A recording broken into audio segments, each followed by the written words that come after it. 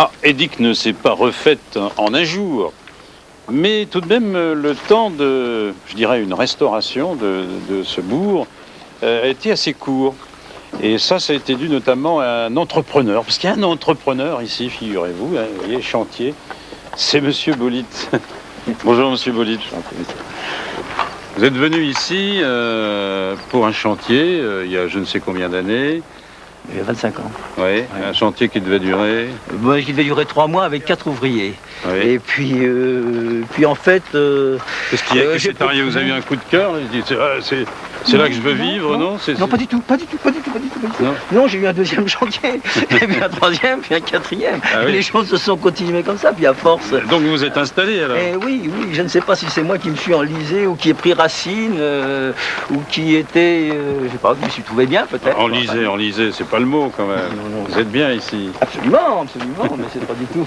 rien de péjoratif dans ce que je dis. Oui. Et donc il y a 25 ans, vous trouvez cette île quand même dans un état, je ne dis pas d'abandon, mais enfin de négligence peut-être. Oui, je pense presque d'abandon, oui. Oui, c'est vrai. Alors, vous avez vu construire le port, il n'y avait pas de port? Lorsque je suis arrivé, il n'y avait absolument aucun port. Voyez-vous là-bas, à l'extrémité, cette espèce de route que vous voyez aujourd'hui ensablée, c'était la seule route qui était goudronnée d'Édic. Et c'est là-bas, à l'extrémité, cette petite jetée, que l'on allait débarquer les matériaux. Alors on appelait les hommes. Juste un débarcadère, quoi. Hein? Oui, on appelait la population. Il y avait 20, 30, 40 personnes qui venaient, et on faisait la chaîne. Et on prenait les agglos un par un et on se les passait pour les emmener à l'abri sur la dune. Ouais. Et ensuite, on avait tout le temps qu'il fallait pour les ressaisir et ensuite aller faire ce qu'on avait à faire. Qui étaient vos ouvriers à l'époque? Des Portugais. Des Portugais. Il n'y a que les Portugais qui avaient, à cette époque-là, les qualités requises à la fois pour venir travailler dans un lieu isolé comme ici, et les seuls également qui aient aussi les compétences pour faire ce genre de travail et d'adaptation. Parce qu'il fallait vraiment, au départ, il a fallu s'adapter. Ça, c'était la chose la plus importante. Est-ce que vous considérez, vous, maintenant, que vivre à Édic, c'est être un privilégié?